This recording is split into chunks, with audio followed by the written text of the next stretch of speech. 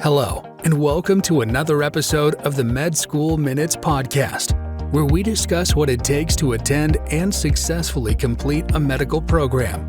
This show is brought to you by St. James School of Medicine. Here is your host, Kaushik Gua. Welcome to another episode of Med School Minutes, where we talk about everything MD related with a focus on international students, specifically students from the Caribbean. Today we are in sunny Suriname, where in December, incidentally, it is their hot season. And we will be talking to Dr. Stephen Vreden, who is the course director of St. James's Tropical Medicine program. Dr. Stephen Vreden is a very accomplished physician and has worked in healthcare policy and has achieved remarkable things like, for example, eradicating malaria in Suriname. So without further ado, let's talk to Dr. Vreden. Thank you so much for joining us on our show. So before we even begin, why don't you give us a little bit about your background? Okay, I'm Stephen Vreden. I was born in Suriname, in Paramaribo. I moved as a youth, about 17 years old. I was when I moved to the Netherlands. Okay. Where I finished my high school.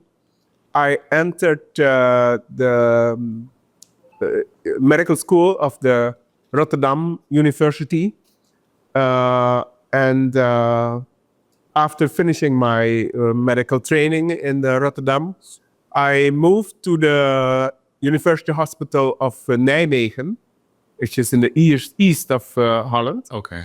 And there I did my residency, full 5 years residency in internal medicine. Mm-hmm. And then I started mixing a research job with a clinical job. So I was doing 50% clinic and 50% research. Okay. I did that for a couple of years. And that research was primarily in malaria. Mm-hmm. In that research period, I also went to Tanzania, Okay. where I worked in the Swiss Tropical Institute Field Laboratory in Ifakara, which was a wonderful experience, working in an excellent laboratory in a very remote area, and where you could really learn a lot about malaria, not only about the parasite on the microscope, but also on what malaria really means in people. And that is, for all researchers, it's also important to know not only what you're looking at in a laboratory, but also knowing what it means for people, this parasite. So that was a wonderful experience for me. Then I went back to Nijmegen to continue my research. In fact, this research was all for my PhD. And what I enjoyed there, they have a wonderful insectary at that university. And although I'm primarily trained as a physician, a medical doctor attending humans, it was a great experience to work in that lab with culturing mosquitoes, Okay. infecting mosquitoes with malaria, infecting mice and rats with malaria,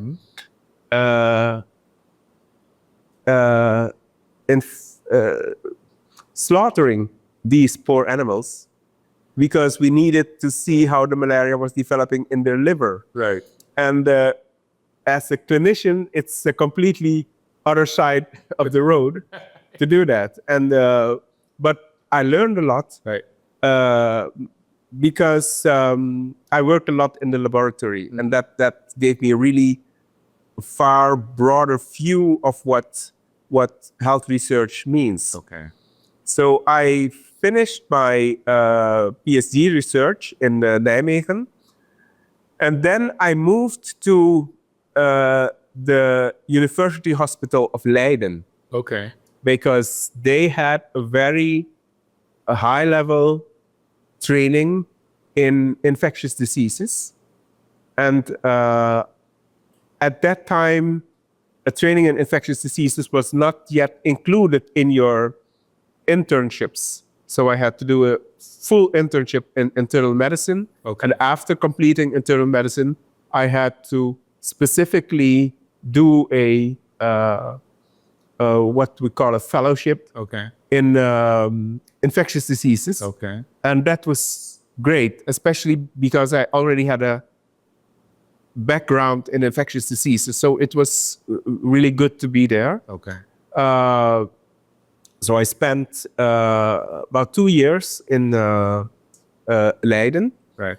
And then I got my formal registration as a specialist in internal medicine and infectious diseases. Okay.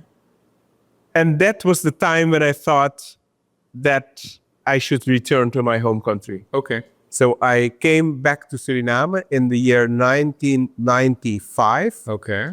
And I started working at the Diakonessen Hospital Okay. at the Department of Internal Medicine. Okay. And at that time, the Diakonessen Hospital was related to the medical mission. Uh-huh. In fact, the medical mission was, you could almost say, in the back garden, or let's say both hospitals were in each back garden because they both had a front street, Right. but no back streets. So they were just facing each other. So you could say who's in whose back garden. Okay. But there was a great interaction between these institutions because medical mission, as you know, is responsible for the healthcare in the interior of Suriname. Okay. They have more than 50 clinics in the interior, Right. where they provide primary health care. Right. And at that time, malaria was a huge problem in Suriname. So many people with severe malaria who came to Paramaribo through medical mission were referred to the Diakonessen Hospital where I was working. And so I got quite some malaria patients and severe malaria patients. And that is where my expertise in malaria Right. came to use. I set up a program together with Medical Mission to work on control of malaria. Right. So, in effect, it started with sending students, sometimes foreign students, Right.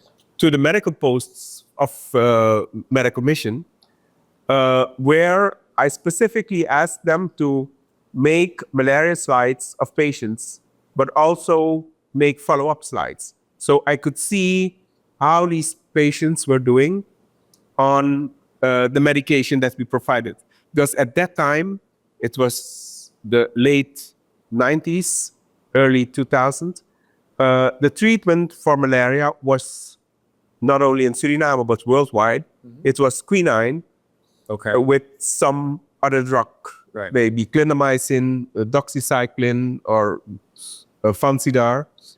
And by these results that the students brought back, we could see that the treatment, quinine and clindamycin, was not efficacious. Okay. We could see that people remained having malaria despite this treatment. This could have two reasons. I never took quinine myself, Okay. but what I heard from people is that it's a terrible drug. Okay. It has very unpleasant side effects, and people literally told me that they rather have the complications of malaria than the side effects of quinine. And that's when we started working on alternatives. Okay. We did formal studies in formally assessing the failing efficacy of quinine. And then we did studies with other medications. and finally ended up with artemisinin-based drugs, which had a fantastic efficacy and also a very favorable side effects profile. So in 2005, we introduced this drug, this is the Coartem, and that was really a game changer in malaria. We had significantly less cases, and we continued doing research just to know what was happening with malaria. But one of the most important things in my career is that I saw that, because in the beginning of this century, if you went to a village in the interior, the village was relatively silent because the children were lying in hammocks with fever, being very pale, having no initiative, not going to school. And as you know, nowadays, if you go to those villages, you hear shouting and playing children. Right. And that's really something that is very satisfying. Right. Because you know that the impact of malaria on children we have eliminated that completely. So that is if I achieved something important in my work, that is the thing that I would be not necessarily proud, but especially happy with. Right. So that's for malaria. As you know, we have continued fighting malaria. Yeah. And it's a long story. Right. But in the next 20 years, Yeah. we managed to completely eliminate malaria from the country. Right. And this year, a few months ago, in fact, last month, we were formally certified by WHO as a malaria-free country. Okay. So that's one of the things that, of course, not me, but together with the team, because we had a fantastic malaria, we still have a very fantastic malaria team in Suriname, but that is let's say my malaria life. Right.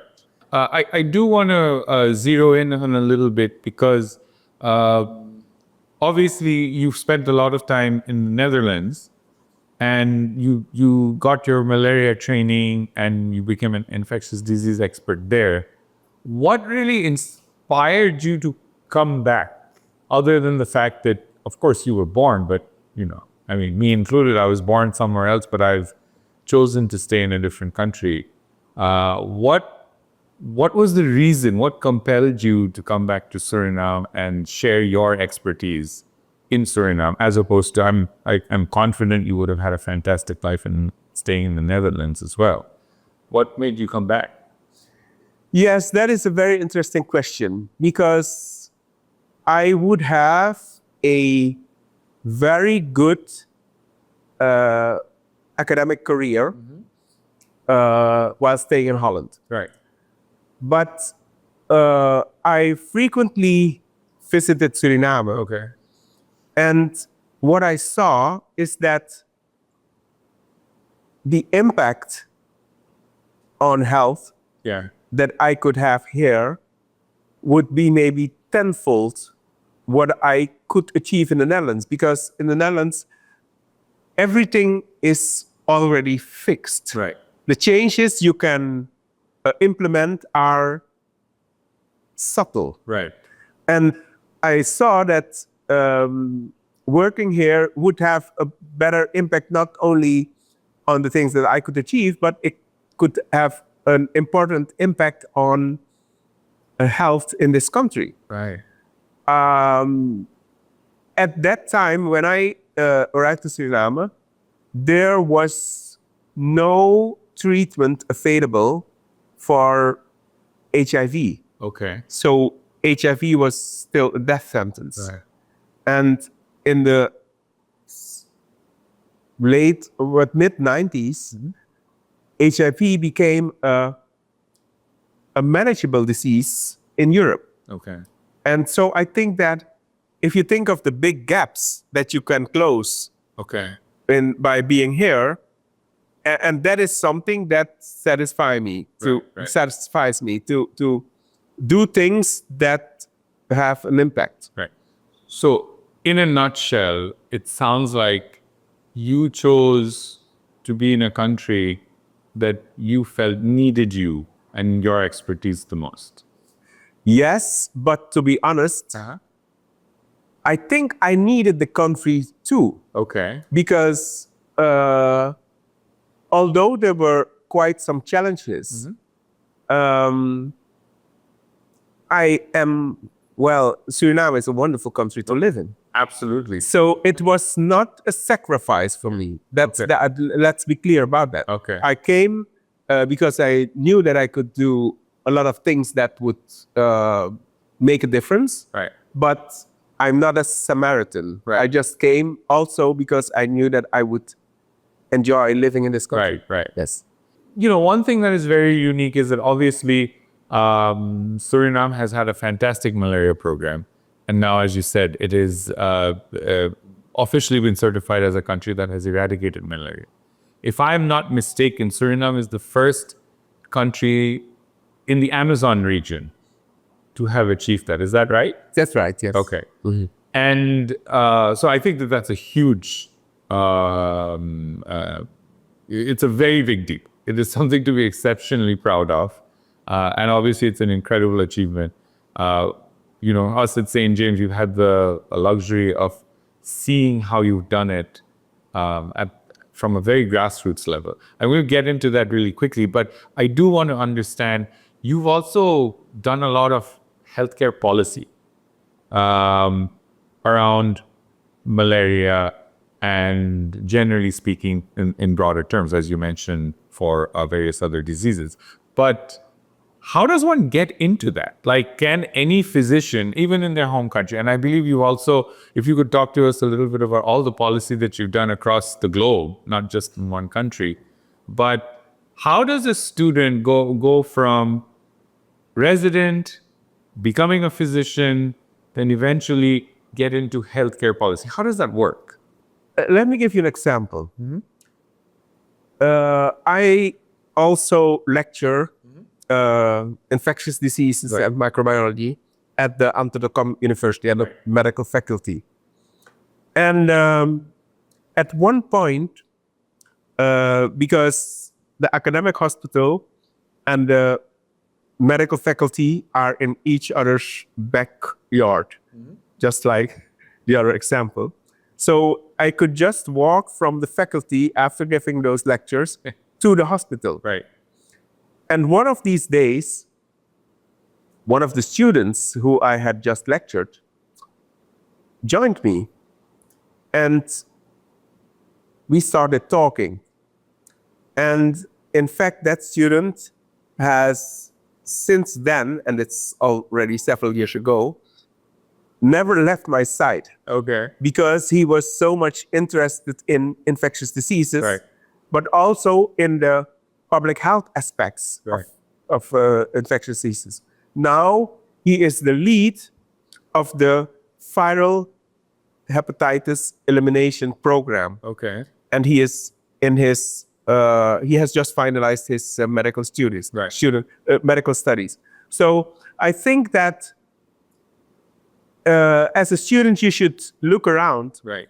and see what interests you, Okay. and don't be afraid to step to the person who is doing it, because in fact, we are always looking for people Okay. who want to continue our work. Okay. So I think this is the way. You should just approach the people who are doing things that interest you, Okay. and just learn from them. Okay. That's actually really good advice. So, as time has gone on, obviously you've done a lot of healthcare policy here in Suriname. Can you talk to us a little bit about your experience doing that, not just for Suriname, but from other countries that you've done similar things for? Well, I have not necessarily done it for other countries. I have cooperated with several countries. Okay.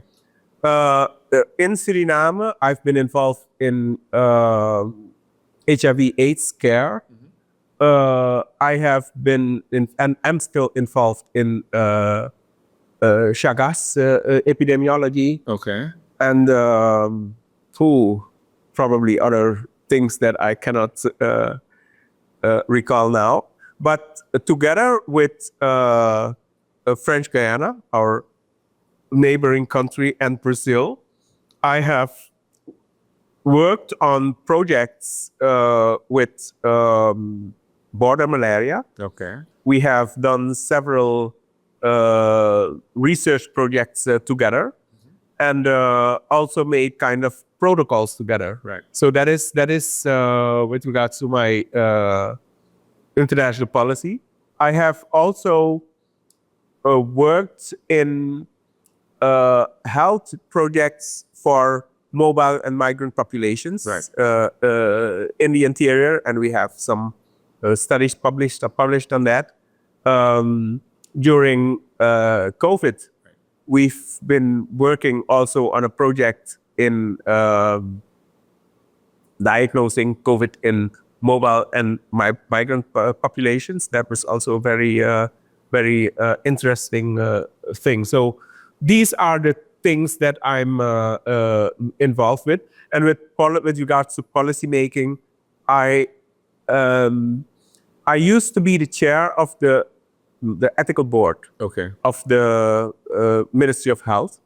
And the ethical board specifically aimed at evaluating research proposals. That's something that I've been doing for some time. And also, this year, I have just stopped working as the chair of the specialist registration board.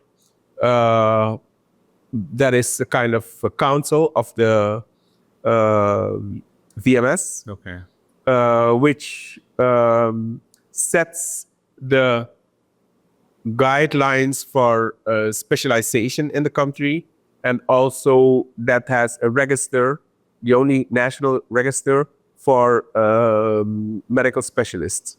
So I've been doing that work for about 15 years. Okay. And I just handed it over to someone else this year. Okay. Wow, that's really impressive. So obviously you have a passion, and as you mentioned, you really are looking for people to carry on some of the work that you've done. You're working with St. James, obviously, to create a tropical medicine program that imparts some of the knowledge that you've gained over the years. Can you tell us what exactly, so why is this important to you, and what is your goal for having a tropical medicine program? Well, I think that tropical medicine, if we look at what is tropical medicine, tropical medicine is more than the infectious diseases that are typical to the tropics. Tropical medicine is about what are typical health challenges in tropical countries. And these challenges can be related to just climate.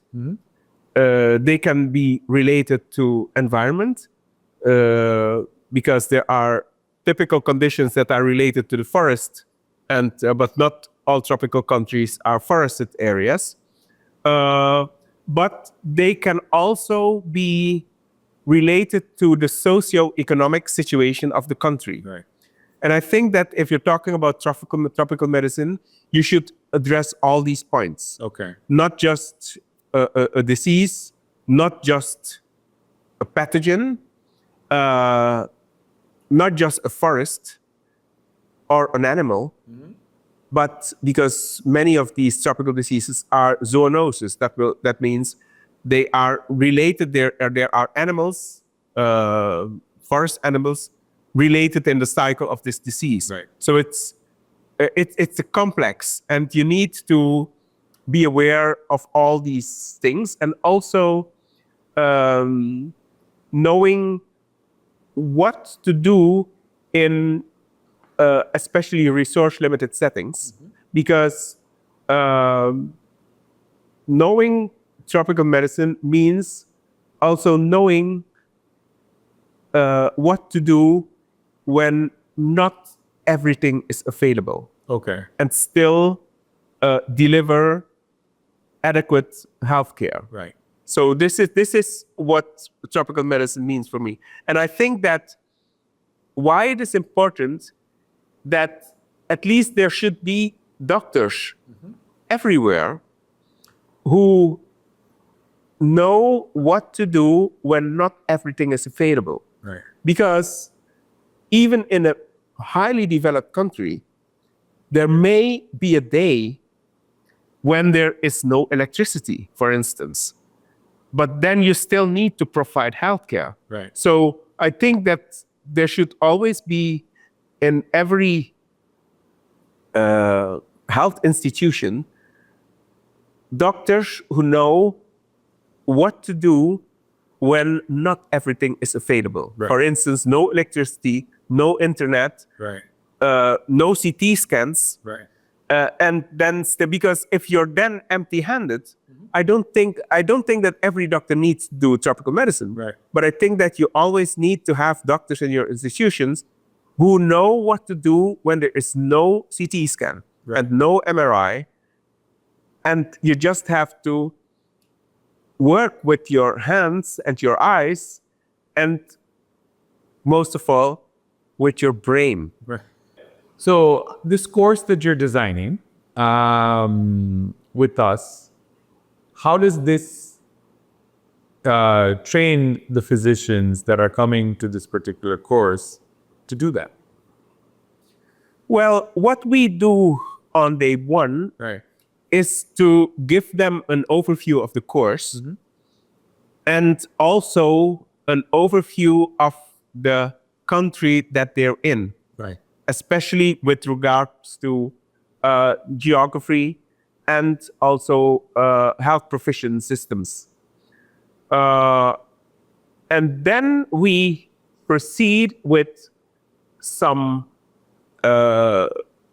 lectures about diseases, tropical diseases, in the context of the environment where they're in. We also think that it's very important for them that they know the basics of diagnosis of the most important tropical diseases. So they get some specific training in the laboratory. So they learn about malaria diagnosis, for instance. They learn about how to investigate stools for infections. So those things. And they see slides about several other parasites and tropical diseases. So that's how the course starts.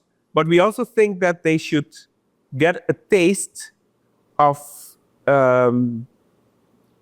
health in remote regions. Okay. So we take them to a clinic of medical mission in the interior, Right. where there is no big hospital, where there are not many doctors, maybe one or two, but where we still have a relatively adequate health system providing primary health care to those the people living there.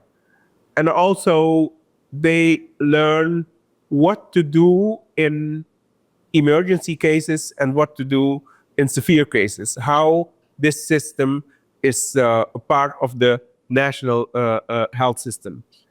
So I think that is important because it's typical, could be a typical aspect of tropical medicine.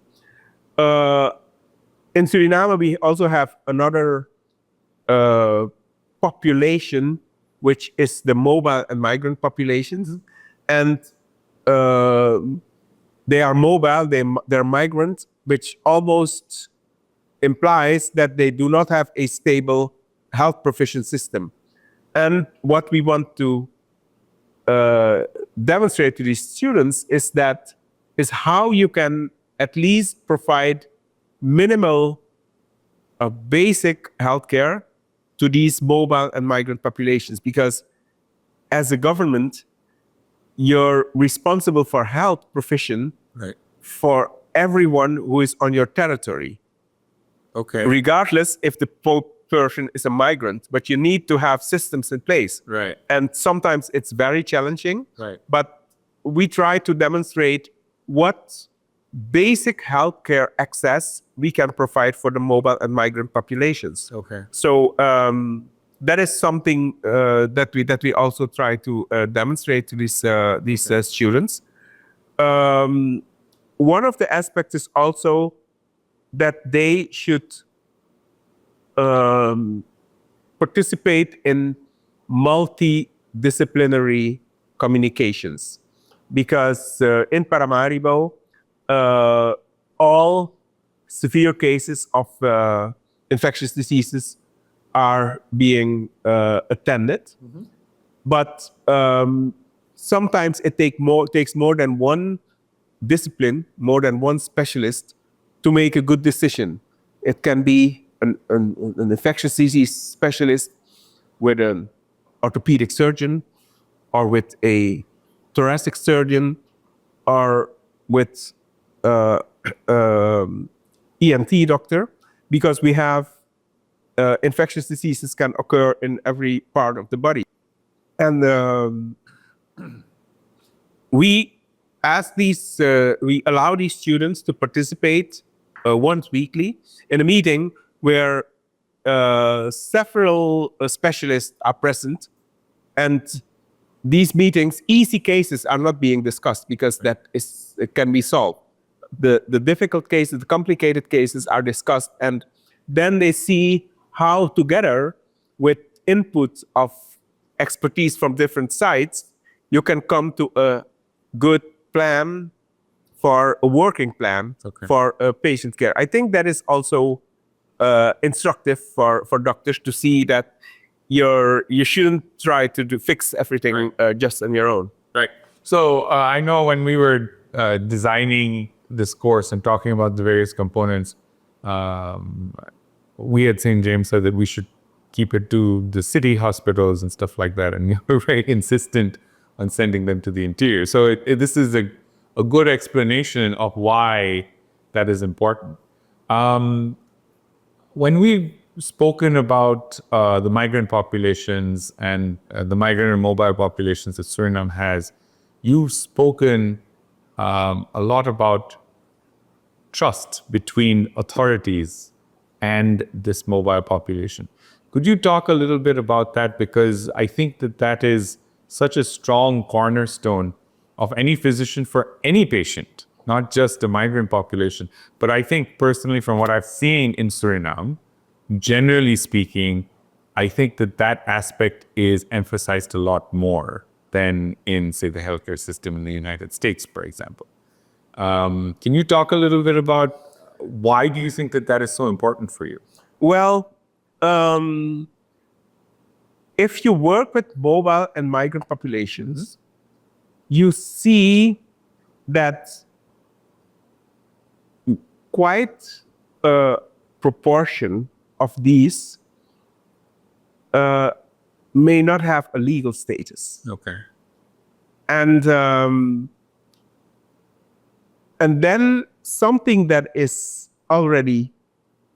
should be obvious for doctors becomes more obvious in such a situation, because you may know that you are providing healthcare for someone who is illegal, sometimes even someone who might be arrested if the legal authorities were there. Right.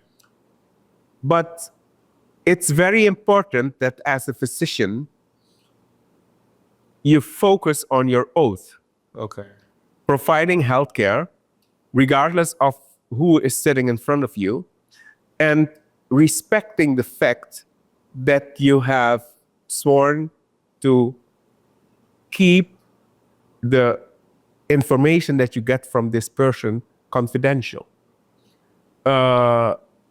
It's not something that you have to work with every day, but it must be on your mind continuously if you work with people, especially if you work with people from a community where there is a relatively high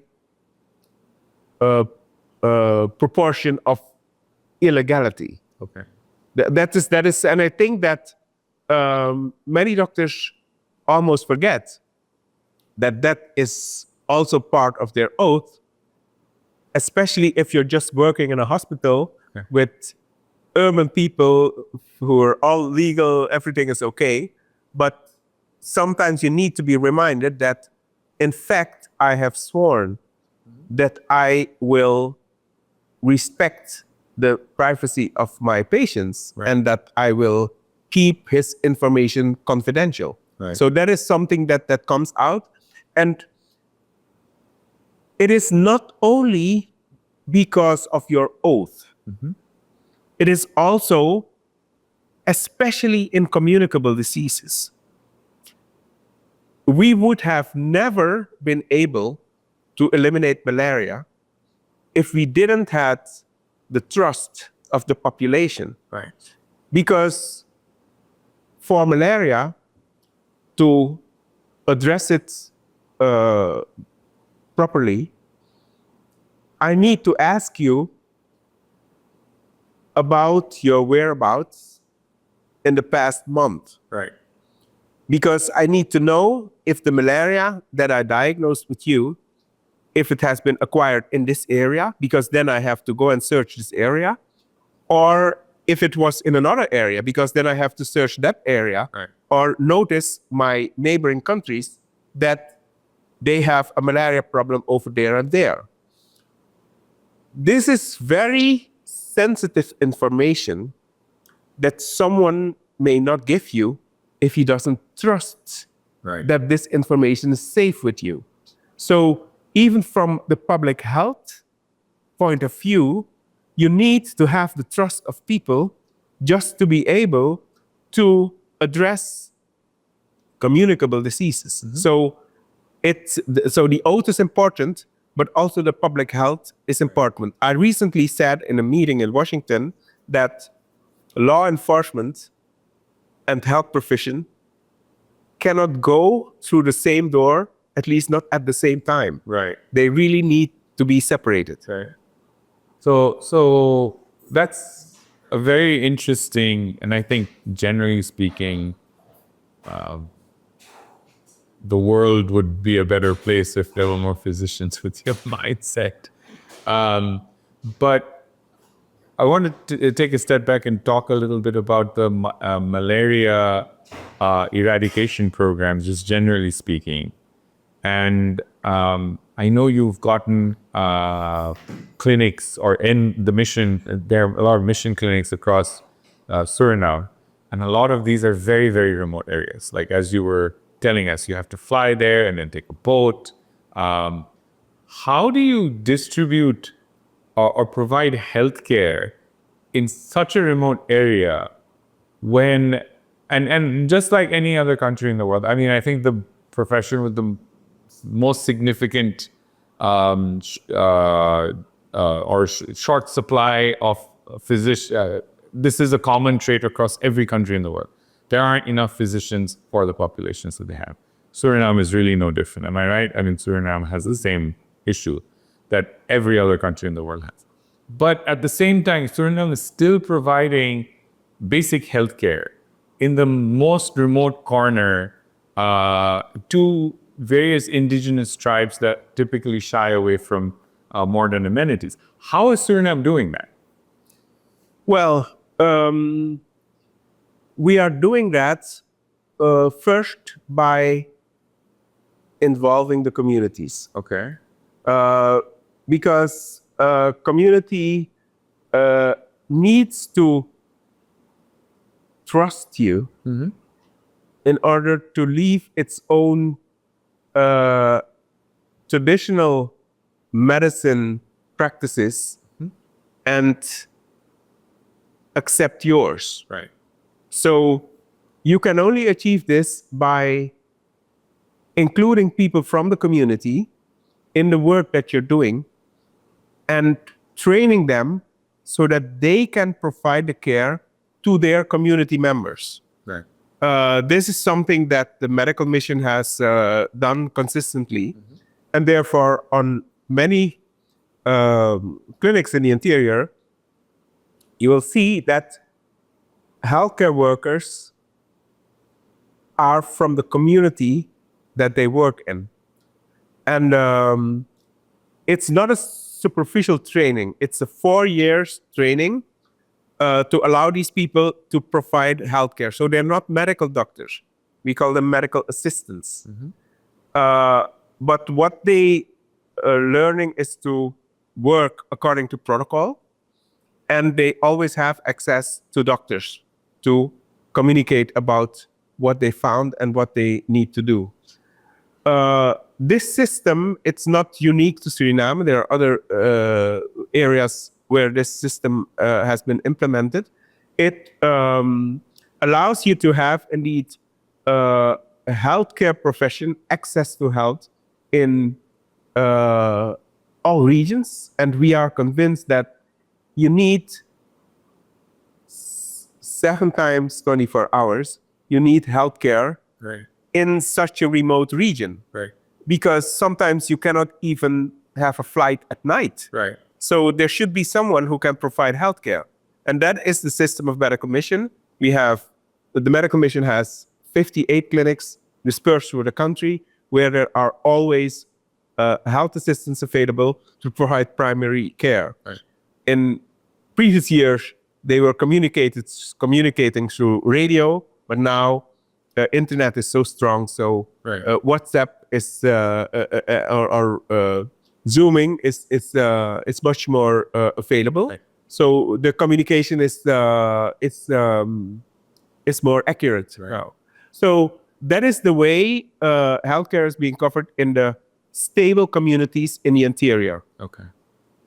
In the unstable communities, which are the mobile and migrant workers, they are mainly involved in gold mining. It is not possible to have this system because it's a community, but it's not a community. This is not a group that has been together for decades, but it's just people who come there to work and they may not even know each other too well, although they may be working together in the same region for some years. At the same time, it is not very safe to deploy healthcare workers from the government or from the hospital in those areas because there's absolutely no law enforcement. Okay. It's a kind of a free-for-all there. And there are things happening that you wouldn't like your staff to be in between. So what we did is, from those communities, we recruited people primarily for malaria services, but they have been expanded later, who were prepared to be trained in doing malaria diagnosis and providing malaria treatments. Right. And we call these people, their name is malaria service deliverers. It's MSD. Nowadays, it's not only malaria services that they are delivering, but the name states Right. MSD. And these people, they have done a tremendous job in those mobile and migrant populations. Because imagine if there is malaria in these populations, who would be able to control it? Right. So with people from the communities, they were screening for malaria, they were diagnosing malaria, and they were also reporting to us Right. anytime they have a case. And if necessary, if it proves that there was somewhere an outbreak, then we would go there and try to end this outbreak. For example, in the year 2023, about 35% of all the imported cases of malaria in Suriname were diagnosed among the mobile and migrant populations in the interior. Okay. And we always say that if we have no MSDs there, we would have never reached malaria elimination. Right. Because these cases would only have been detected after they had locally spread. Okay. But now they were detected in time and we could prevent local spreading. So it's very important to have these malaria service deliverers. In general, it's very important that wherever you have people living, you should involve the community in providing basic healthcare. Right. What other services are the MSDs providing? You said it's expanded now. Yes, we have slowly expanded these services because malaria was one thing, but when malaria decreased, we thought that we have now a system of people in the field that we need to keep working for us. So we said there are communicable diseases, but also non-communicable diseases. So we train them in doing blood glucose measurements. We train them in doing blood pressure measurements. Mm-hmm. They are doing several other rapid tests like viral hepatitis, like HIV.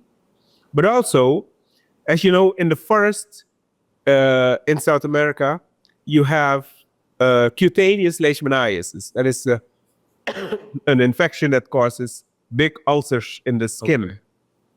And this is treatable. And it's also diagnosable. So we train these people to make smears from the wound. They don't have to read them. They just have to fix them and send them to Paramaribo. Okay. And then we can provide treatment in the interior. Okay. And these treatments are injections. Okay.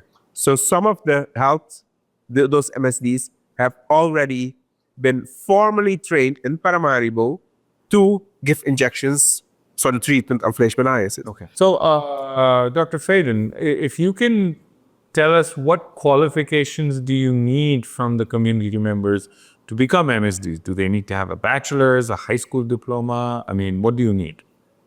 You don't need any education. Okay. Well, yes, you need education.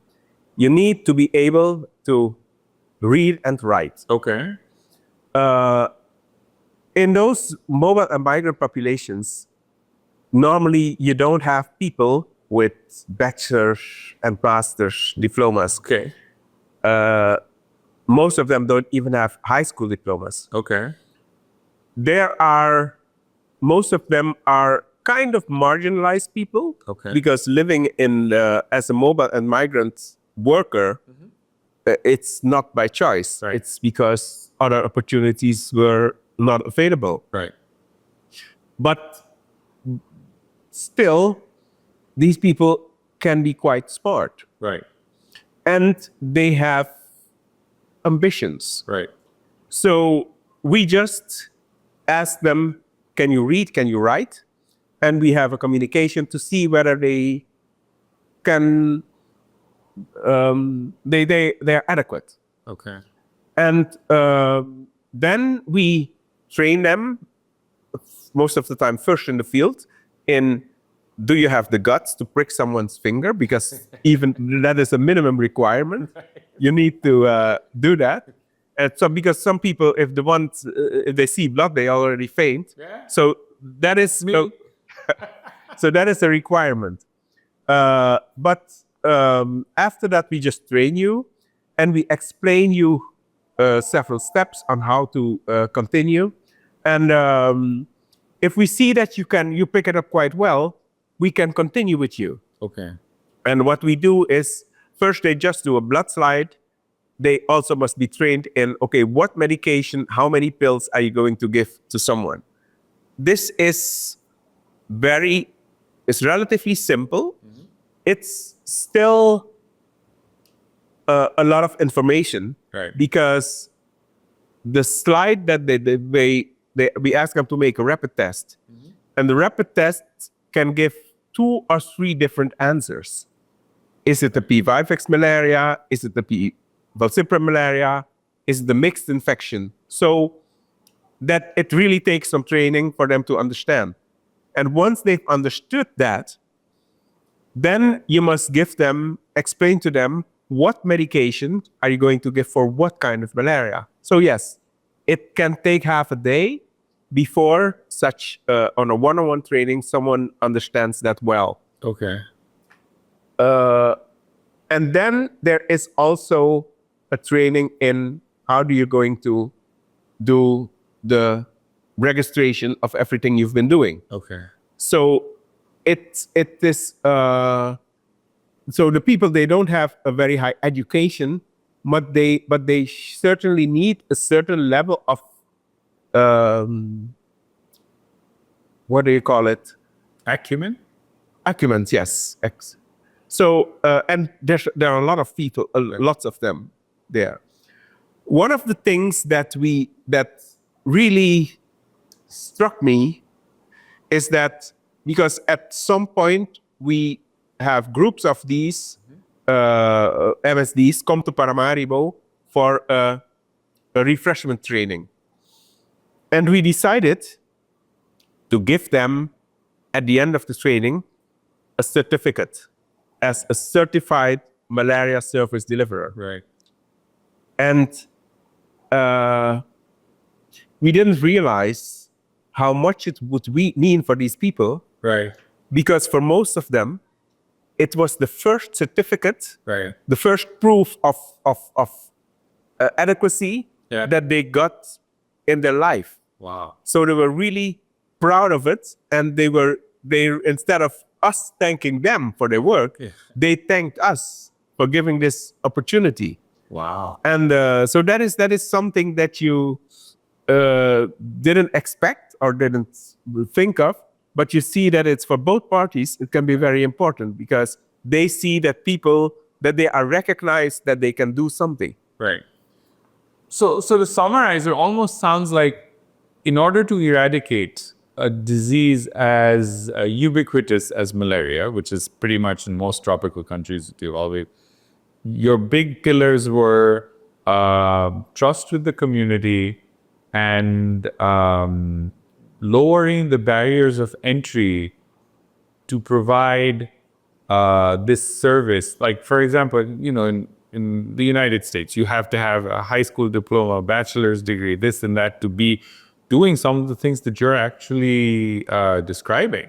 So essentially lowering the barriers of entry so that somebody can become an MSD and trust with the community are the two primary pillars that have enabled Suriname to eradicate malaria. Would you say that that's correct? Yes, yes. I must also say that the malaria program has also distributed insecticide-treated bed nets in the interior. Okay. Thousands of them. So that is the protective measure, the individual personal protective measure. Right. Has also been distributed. Okay. And with regards to lowering the barriers, there are several locations in countries around us where health provision is provided. Mm-hmm. But the laws of these countries do not allow lay people to provide basic diagnostic care. Right. At the same time, the countries are not able to guarantee that there will be someone at those posts to provide healthcare. Right. So they make, if there is the choice between no care or care in the hands of lay people, of instructed lay people, they make the choice for no care. Okay. And I think that for malaria, that is not the good choice. Okay. That's very interesting. I mean, generally speaking, I mean, I've seen healthcare systems in a couple of different countries, obviously not as many as you have, but it really seems that Suriname in particular is unique. And like, we're very appreciative and thankful for you partnering with St. James to provide this exposure to not just our students, but to really anybody. And especially, this is a program that is really geared towards physicians. For them to see this, I think this will be make a world of difference, and hopefully will have an impact in the American healthcare system as well. But what is your aspiration for this particular course, and what do you want the students to kind of take away from this? But my aspiration is that I think it is wonderful. It would be wonderful for Suriname to have a